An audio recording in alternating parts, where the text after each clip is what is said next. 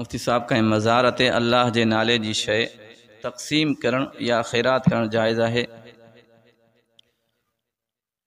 कहीं भी अहिड़े मक़ाम ते जाते शरीयत के ख़िलाफ़ को अमल थींदो हुजे, चाहे उहा मज़ार हुजे या का बी जगह हुजे, उते ख़ैरात त पंहिंजी जगह ते पर वञण भी जायज़ ना है। जेको बुज़ुर्ग फोत थी वियो उन जी विलायत ते असांखे शक ना है, पर जंहिं बुज़ुर्ग जी मज़ार ते बेहयाई हुजे, दीन जे ख़िलाफ़ को कम थींदो हुजे,